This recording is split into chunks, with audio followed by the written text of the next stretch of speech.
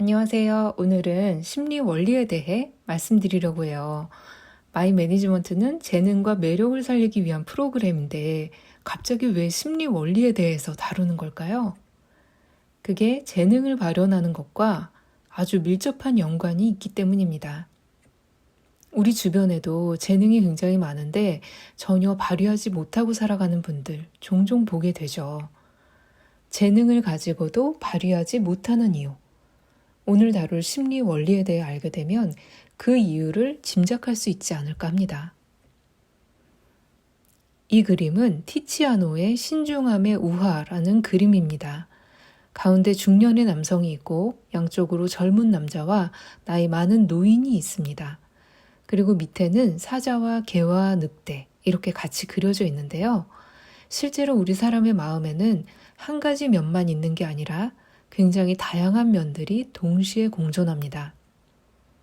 어떤 면이 드러나냐에 따라서 한 달 만에 좀 멋있어지기도 하고 또는 쟤 요즘 왜 저러지? 하는 느낌을 갖게 하기도 하죠. 인사이드 아웃이라는 영화 혹시 보셨나요?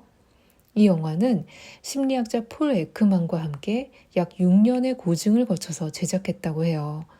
사람의 마음이 어떻게 작용하는지를 애니메이션으로 굉장히 잘 보여주고 있어서 지금은 미국에서 심리학 교재로 쓰이고 있다고 합니다. 이 영화에는 5가지 캐릭터가 나오는데요. 기쁨이, 슬픔이, 까칠이, 소심이, 버럭이 5가지 감정 캐릭터가 이 주인공 아이의 내면에 살고 있어요.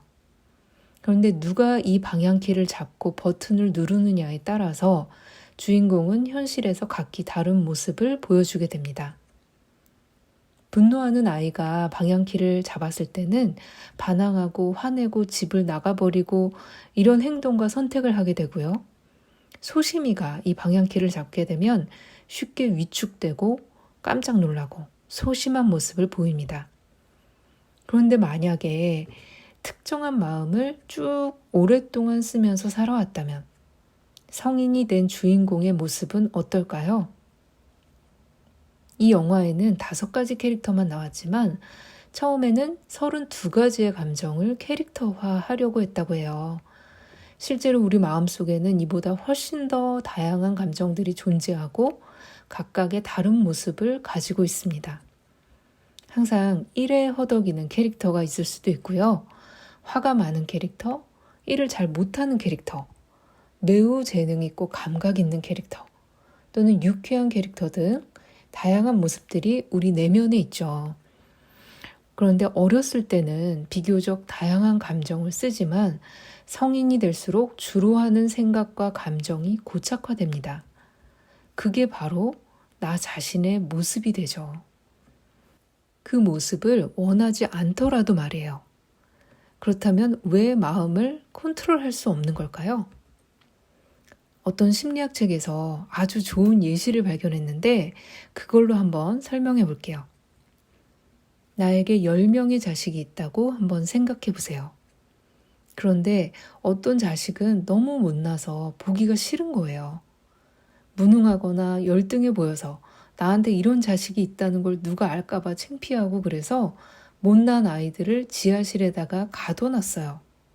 그러면 성실하고 일도 열심히 하고 밝은 자식들만 남겨놓고 나머지는 없는 척 살면서 마음이 편안하고 행복할까요?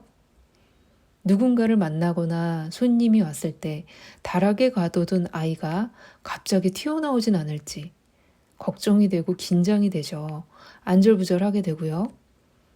무엇보다 인정받지 못한 열등한 아이들은 지하실에서 순순히 숨죽여 지낼까요? 복수하고 싶은 마음으로 활활 타올라서 결정적인 순간에 내 발목을 잡습니다. 프란시스 고야는 이런 그림으로 그걸 표현했어요. 이성이 잠들면 괴물이 깨어난다. 우리 모두의 마음속 지하실에 가둬두고 싶은 모습이 있죠. 누가 알까봐 두렵고 창피하고 거부하고 싶은 모습들이 누구에게나 있지만 그 억압이 심할수록 능력을 발휘할 수 없습니다. 사람들이 그런 모습을 알게 될까봐 긴장도가 높아지죠. 왜 우리가 면접을 보거나 소개팅을 할 때 무조건 좋은 모습을 보이려고 할 때 어떤가요? 긴장도가 확 높아지잖아요. 그것과 같습니다.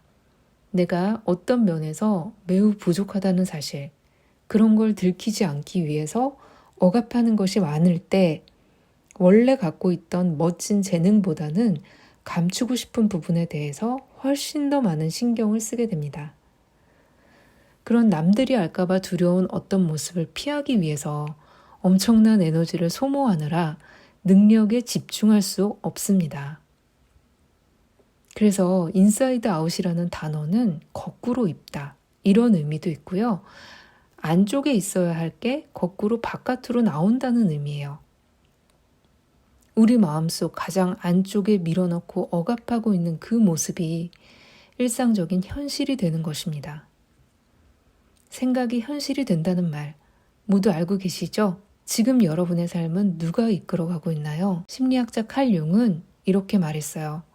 무의식을 의식화하지 않으면 무의식이 우리 삶의 방향을 결정하게 되는데 우리는 그것을 운명이라고 부른다.